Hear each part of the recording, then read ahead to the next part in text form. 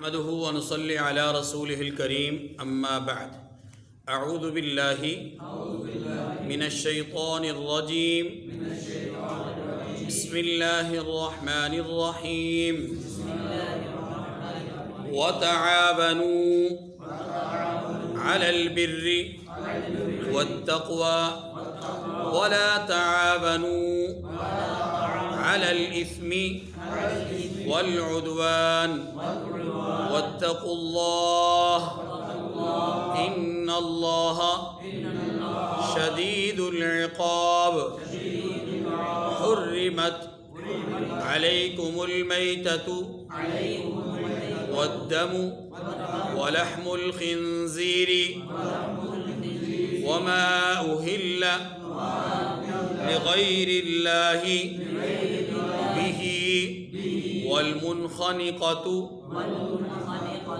والموقوذة والمتردية والنطيحة وما أكل السبع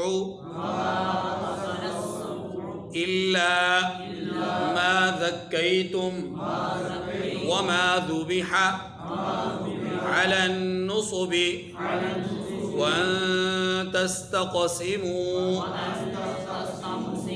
بالأزلام ذلكم فسق اليوم يئس الذين كفروا من دينكم فلا تخشوهم واخشوني اليوم أكملت لكم دينكم وأتممت عليكم نعمتي ورضيت لكم الإسلام دينا فمن اضطر في مخمصة غير متجانف لإثم فإن الله غفور رحيم صدق اللہ العظیم۔ سورۃ المائدہ کی آیت نمبر 2 کا ایک آخری حصہ اور آیت نمبر 3 ہم نے تلاوت کی ہے۔ آج کے درس میں اس سے متعلق بات ہوگی۔ پہلی بات یہ سمجھیے کہ جو آیت نمبر 2 کے آخر میں فرمایا گیا ہے وہ ہے نیک کام میں تعاون کرنے کا حکم اور برے کام میں تعاون سے رکنے کا حکم، یہ بیان کیا گیا۔ اس کا ترجمہ پڑھتے ہیں، پھر اس سے متعلق جو بات ہوگی عرض کروں گا۔ وَتَعَاوَنُوا عَلَى الْبِرِّ وَالتَّقْوَى، فرمایا کہ نیکی اور پرہیزگاری کے کاموں میں ایک دوسرے کی مدد کیا کرو۔ وَلَا تَعَاوَنُوا عَلَى الْإِثْمِ وَالْعُدْوَانِ، اور ظلم اور گناہ کی باتوں میں مدد نہ کیا کرو۔ یہ جملہ ہم نے پڑھا۔ یہ جو تعاون ہے یہ عون سے ہے اور اس کا معنی ہے مدد کرنا۔ اس کا معنی کیا ہے؟ قرآن مجید نے، احادیث مبارکہ نے انسانوں کو ایک دوسرے کی مدد کرنے کی ترغیب دی ہے اور بہت زیادہ ترغیب دی ہے، لیکن یہ مدد کرنا اور یہ تعاون کرنا اس کی ایک حد بھی بیان فرمائی ہے، اور وہ حد بندی کیا ہے کہ نیکی کے کام میں، تقوی کے کام میں، اچھے کام میں، بھلے کام میں، خیر خواہی کے کام میں آپ نے مدد کرنی ہے، برے کام میں، گناہ کے کام میں، ظلم اور عدوان کے کام میں مدد نہیں کرنی۔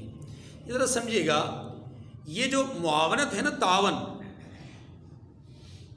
اس کو جاننے اور سمجھنے کے لیے ایک بات، بلکہ دو باتیں سمجھ لیجیے۔ ایک بات تو یہ سمجھیے کہ یہ جو قوانین بنتے ہیں نا، قوانین بنتے تب ہیں کہ جب اجتماعیت ہو۔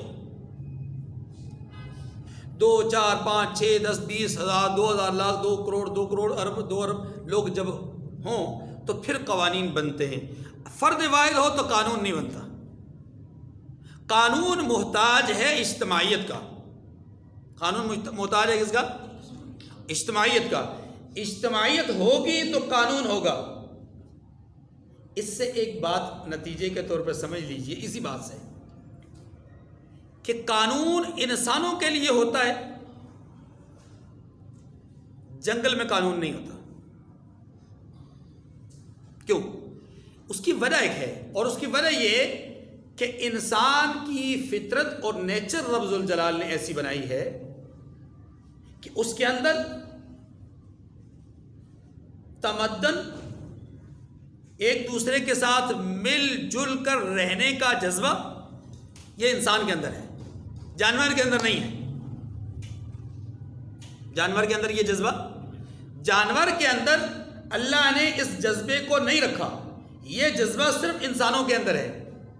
اب انسانوں کے اندر چونکہ یہ جذبہ موجود ہے تمدن کا، مل جل کر باہمی اکٹھا ہو کر کے رہنے کا، تو جب یہ جذبہ موجود ہے تو اس جذبے کا تقاضا یہ ہے کہ ان کے لیے کوئی ضابطہ، کوئی قانون، کوئی اصول بھی ہو کہ جس قانون، ضابطے اور اصول کے تحت رہ کر کے ان کا اکٹھے رہنا، ان کا مل جل کر رہنا شیر و شکر بن کر ہو، نہ کہ باہمی افتراق اور انتشار کا ذریعہ ہو.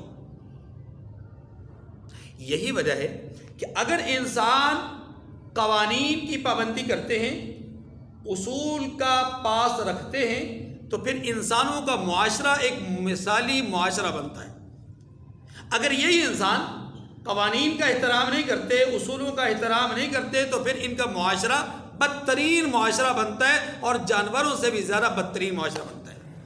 آپ اس کے لیے رحمت دو عالم صلی اللہ علیہ وسلم کی بعثت مبارکہ سے پہلے عرب کے اس ماحول کو دیکھ لیجئے. وہاں جانوروں سے بھی بدتر انسانی معاشرہ ہے، جہاں اپنی سوتیلی ماں کو باپ کے مرنے کے بعد ویسا ہی تقسیم کیا جاتا ہے جیسا کہ مال و دولت کو وراثت میں تقسیم کیا جاتا ہے. کس قدر بھیانک اور کس قدر رذیل قسم کی صفات پر مشتمل وہ معاشرہ تھا. کیوں؟ اس لیے کہ قانون کوئی نہیں تھا، ضابطہ کوئی نہیں تھا، اصول کوئی نہیں تھا، اور اگر تھے کہیں ان کی پاسداری کوئی نہیں تھی.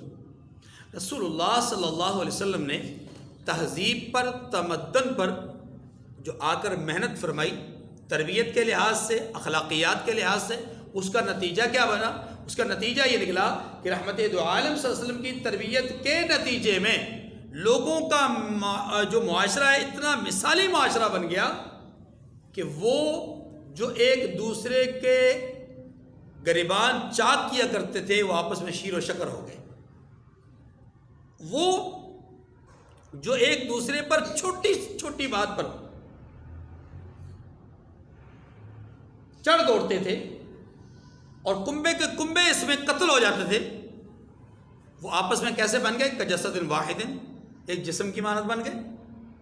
وہ جو دوسروں کا مال غصب کرتے تھے، اس تربیت کے نتیجے میں معاملہ یہ ہوا کہ اپنا مال اپنے بھائی کے لیے لوٹانا اپنے لیے سعادت سمجھتے ہیں.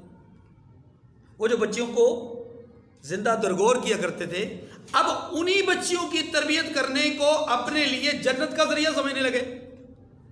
یہ کیا تھا؟ یہ اس معاشرے میں ایک چیز جسے ہم قانون اور ضابطہ کہتے ہیں، اس کے وجود اور اس کے عمل کے نتیجے میں یہ سب کچھ ہوا. یہ قانون اور ضابطے نہ ہوتے، ان پر عمل نہ ہوتا، تو تب بھی یہ معاشرہ مثالی معاشرہ نہیں بن سکتا تھا.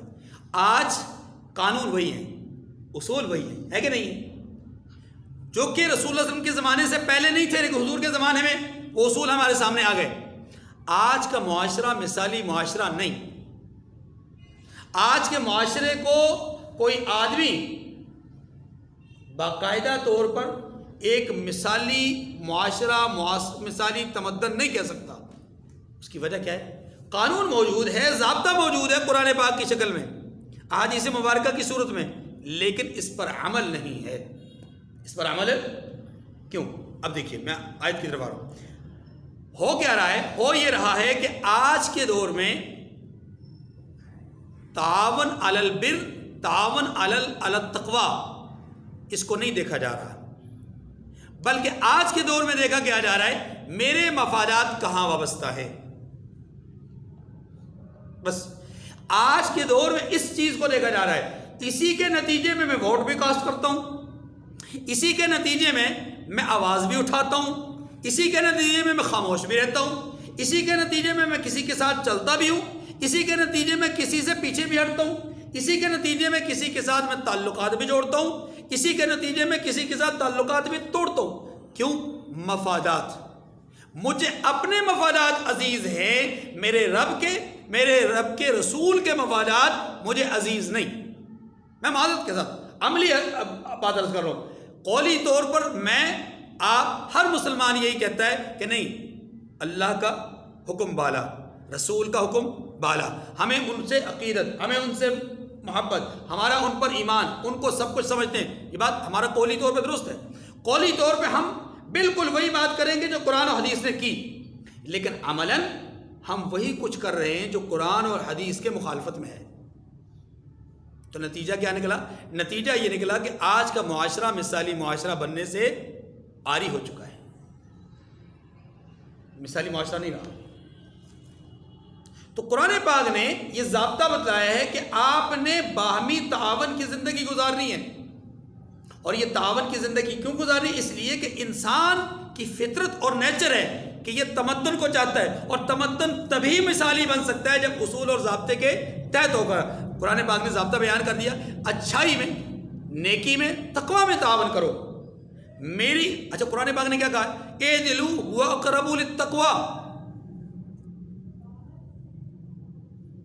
انصاف کرو، یہ تقوی کے زیادہ قریب بات ہے. اور قرآن پاک نے یہاں تک کہا ہے کہ آپ عدل و انصاف سے کام لاؤ، ولو کان ذو قربا، اگرچہ آپ کے قرابت دار ہی کیوں نہ ہو. یعنی آپ کو ایک جگہ پہ اپنے سگے بھائی کے خلاف گواہی دینی پڑتی ہے تو آپ دیجئے، لیکن اس وقت کہ جب آپ کا مفاد وابستہ نہ ہو، بھائی کے ساتھ دشمنی نہ ہو جائے.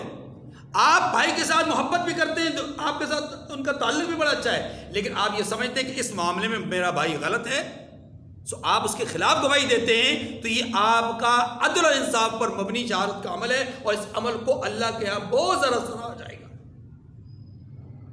لیکن اگر آپ ایسا نہیں کرتے تو کیا ہوگا؟ معاشرے کے اندر بگاڑ پیدا ہوگا. آج معاشرے میں بگاڑ کی وجہ یہی ہے کہ ہم نے مفادات کی بنیاد پر سب کچھ کرنا شروع کر دیا ہے.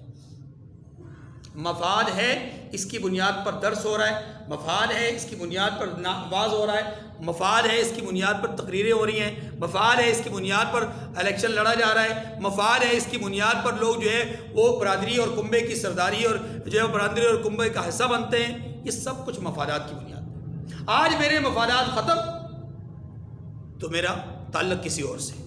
اس کا مطلب یہ ہوا کہ میرے نزدیک ضابطے اور قانون کی اہمیت نہیں ہے، مفاد کی اہمیت ہے. جبکہ قرآن پاک نے مفاد پر ہی ضرب لگائی ہے، مفادات پر ہی ضرب لگائی ہے کہ مفادات آپ کے عزیز نہیں، مفادات رب کے عزیز ہیں. وما تشاؤون الا ان یشاء اللہ ان اللہ کان علیما حکیما یدخل من یشاء فی رحمتہ، یہ اس کی مرضی ہے.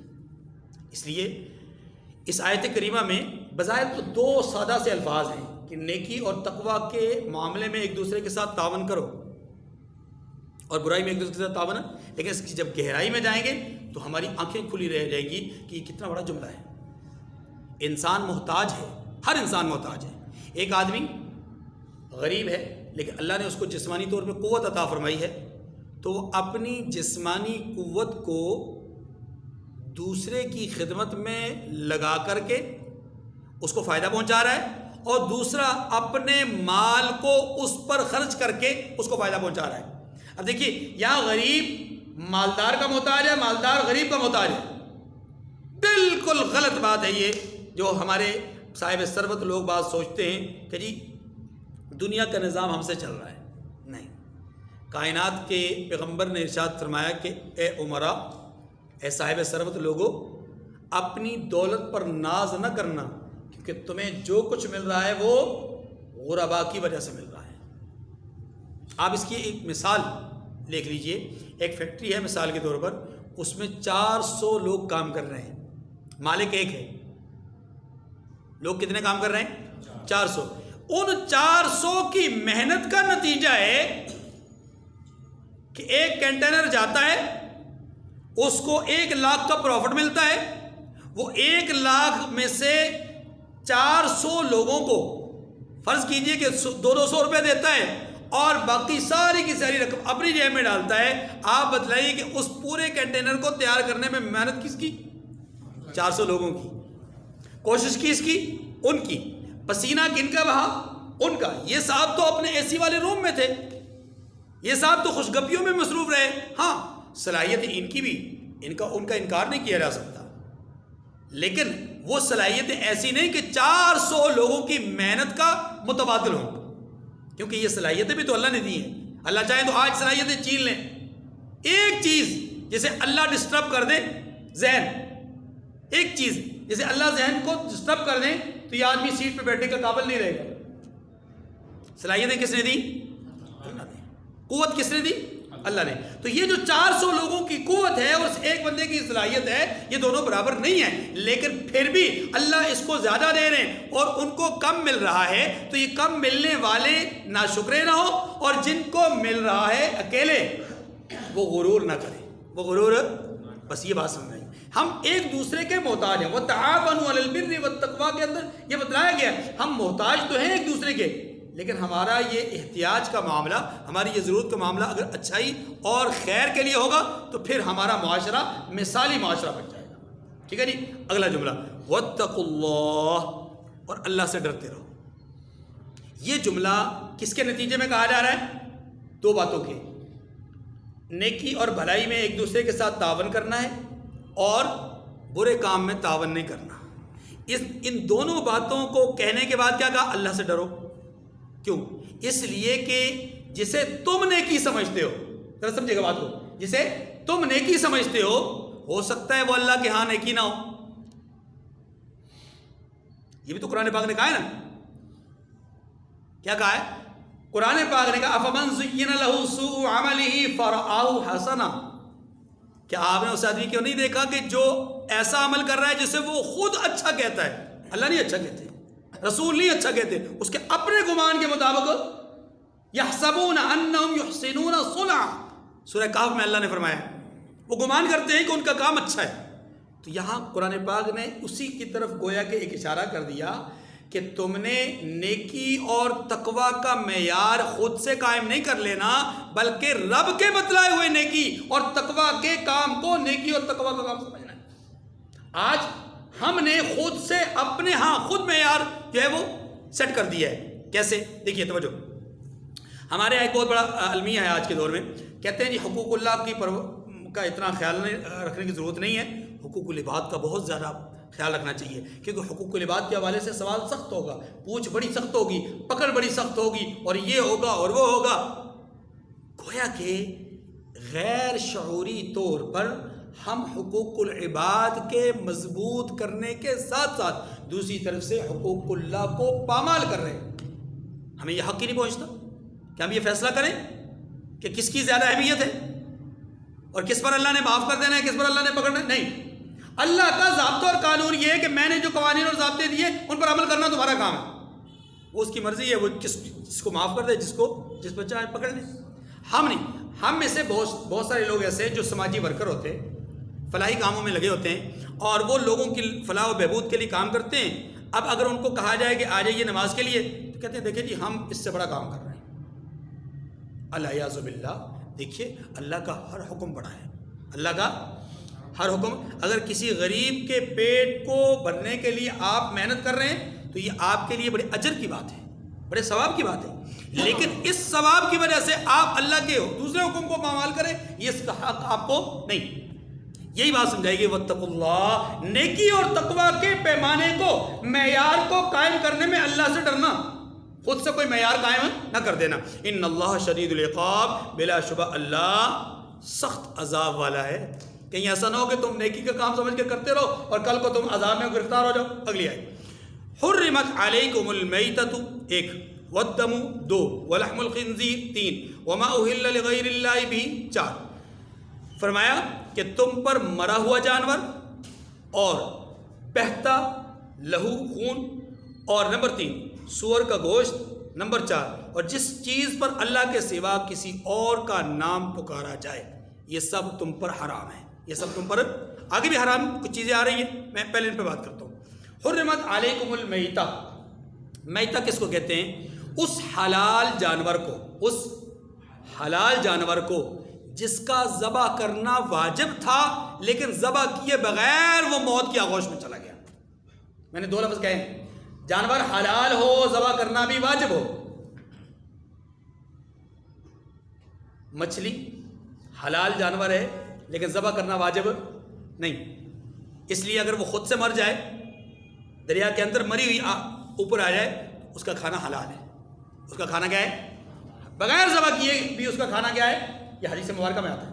اب مچھلی کے علاوہ دیگر جتنے بھی حلال جانور ہیں ان سب کا ذبح کرنا واجب ہے. اب اگر کسی جانور کو، حلال جانور کو ذبح نہیں کیا گیا اور وہ مر گیا تو اب اس کا کھانا حرام ہو جائے گا، حلال نہیں ہوگا. یہ مراد ہے میتہ سے. میتہ سے مراد یہاں پر گدھا نہیں ہے، یعنی حرام جانور نہیں ہے، بلکہ میتہ سے مراد وہ حلال جانور جن کا ذبح کرنا واجب تھا اور ذبح نہ کر سکے، مر گیا، تو اس کو کھانا حلال نہیں ہے. اب دوسری بات، والدم، خون حرام ہے. خون کی 2 قسمیں ہیں. جانور کے اندر خون کی 2 قسمیں. ایک وہ خون جو اس کی شریانوں، نالیوں یا وینز، رگوں سے نکلتا ہے، اور ایک وہ خون ہوتا ہے جو اندر گوشت کے ساتھ لگا ہوتا ہے. گوشت کے اندر سے ہلکا ہلکا رشتہ ہوا جو خون نظر آتا ہے آپ کو، وہ یاد رکھیے. جو خون بہنے والا ہوتا ہے رگوں وغیرہ سے، یہ خون حرام ہے. یہ خون کیا ہے؟ حرام ہے. یعنی اس خون کے حرام ہونے کا معنی یہ کہ یہ خون ناپاک بھی ہے، حرام بھی ہے. اگر ہم اس خون کو گوشت کے اوپر سے صاف نہ کریں یا اس خون کو کپڑے کے اوپر سے صاف نہ کریں تو کپڑا ناپاک، گوشت ناپاک، اس کو صاف کرنا پڑے گا. لیکن اگر اندر جسم کے اندر جو گوشت ہے، گوشت کے ساتھ جو خون ہلکا ہلکا رشتہ ہے، آپ اس کے اوپر کوئی کپڑا رکھتے ہیں، تھوڑی دیر کے بعد وہ کپڑا اٹھاتے ہیں تو ہلکا ہلکا وہ اس کے اندر ریڈنس ہوتی ہے، یعنی اس کے اندر تھوڑا تھوڑا آپ کو رنگ نظر آتا ہے سرخ، تو یہ بھی ایک خون ہے. لیکن یاد رکھیے یہ خون پاک بھی ہے، حلال بھی ہے. پاک بھی ہے اور حلال بھی ہے. اگر کوئی آدمی اس گوشت کو بغیر دھوئے کھا لے گا تو حرام نہیں ہے. البتہ نظافت طبع کا تقاضا یہ ہوتا ہے کہ آدمی صاف کر کے دھو کر کے کھائے. نظافت کا ایک الگ تقاضا ہے، لیکن شریعت نے اس کو حرام قرار نہیں دیا، ناپاک قرار. اگر یہی گوشت کا ٹکڑا انسان کے کپڑے کے ساتھ لگ جائے تو کپڑا ناپاک، اگرچہ اس پہ داغ پڑ جائے لیکن وہ ناپاک نہیں ہوگا، بشرطے کہ وہ نالی کا خون نہ ہو. ٹھیک ہے. تو یہاں مراد کون سا خون ہے؟ نالیوں سے، وین سے نکلنے والا خون. ولحم الخنزیر، اور خنزیر کا گوشت بھی حرام ہے. اب یہاں پر ایک چھوٹا سا سوال پیدا ہوتا ہے کہ خنزیر تو سارا کا سارا ہی ناپاک ہے، اس کے آپ ناخن استعمال نہیں کر سکتے، اس کی ہڈی استعمال نہیں کر سکتے، اس کی کھال استعمال نہیں کر سکتے، اس کے بال استعمال نہیں کر سکتے، جو کہ آج کل ہماری بہت ساری کھانے پینے کی چیزوں میں استعمال ہو رہے ہیں. بلکہ آپ کی کولڈ ڈرنکس میں بہت ساری کولڈ ڈرنکس ایسی ہیں کہ جن میں خنزیر کی چربی وغیرہ استعمال ہوتی ہے.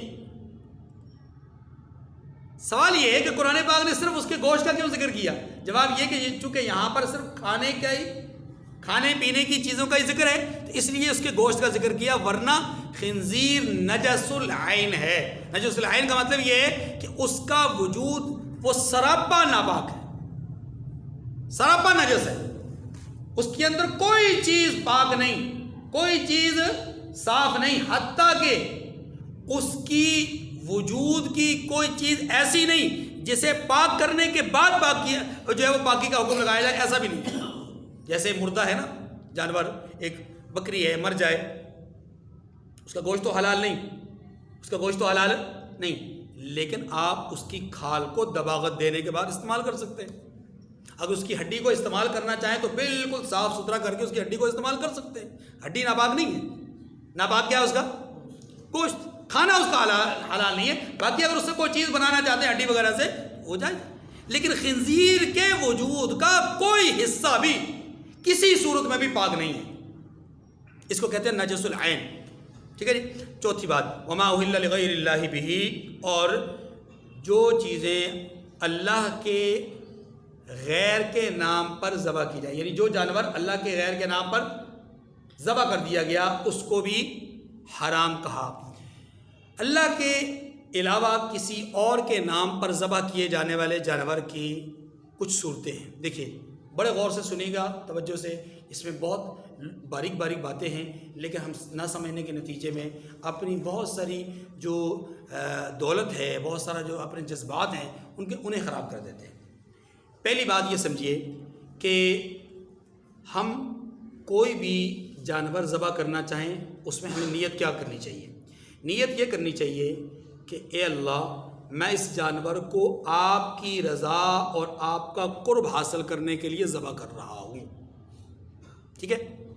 اب نمبر 2، آپ کی نیت میں اگر آپ یہ چاہتے ہیں کہ میں اس جانور کے ذبح کرنے کا اجر اور ثواب اپنے مرحوم والد کو، بھائی کو، چچا کو، خالو کو یا پیر صاحب کو، بزرگ کسی عالم کو پہنچاؤں، اس کا طریقہ یہ ہے یا اللہ یہ جانور میں آپ کے نام پر آپ کی قربت حاصل کرنے کے لیے ذبح کر رہا ہوں، اس کا اجر اور ثواب میرے فلاں بزرگ فلاں میرے رشتہ دار کے نامہ اعمال میں درج فرما.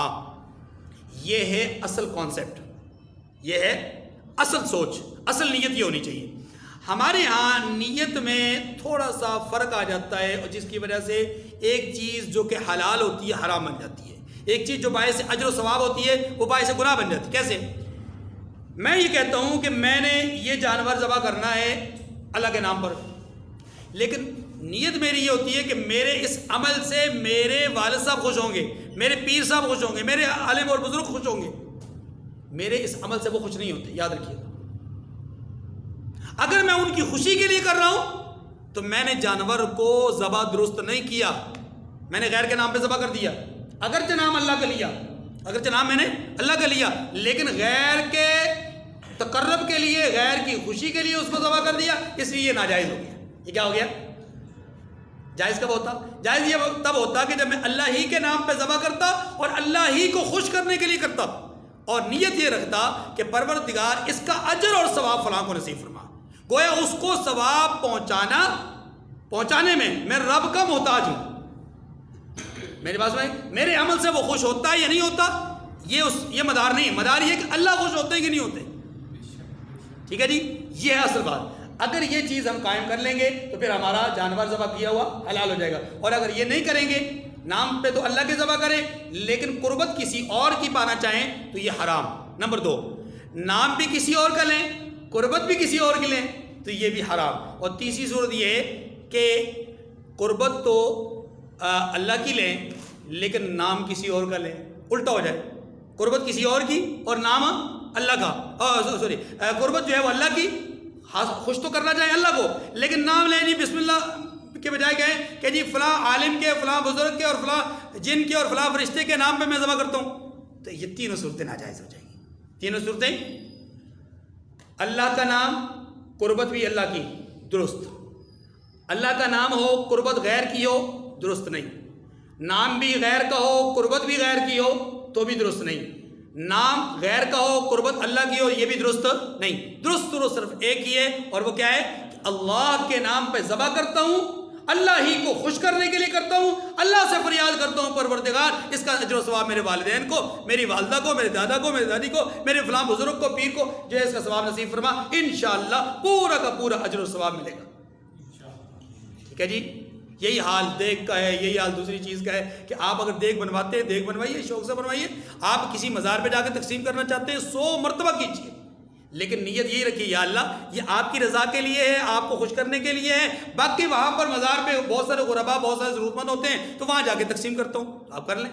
لیکن اس دور میں یہ سمجھتا ہوں جتنا ہم اس قسم کی چیزوں سے احتیاط کر کے چلیں تو زیادہ بہتر ہے، اس کا بہترین حل ہے۔ اگر آپ اللہ کی رضا کے لیے کر رہے ہیں، اللہ کی قربت پانے کے لیے کر رہے ہیں، تو آپ وہ دیگ اٹھائیے، جا کر کے کسی ہاسپٹل کے باہر کھڑے ہو جائیے۔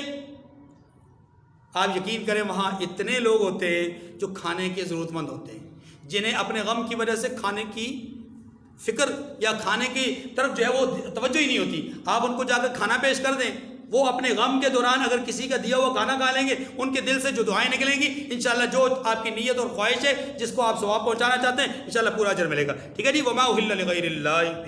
اگلی بات، یہ 4 چیزیں ہو گئی حرام۔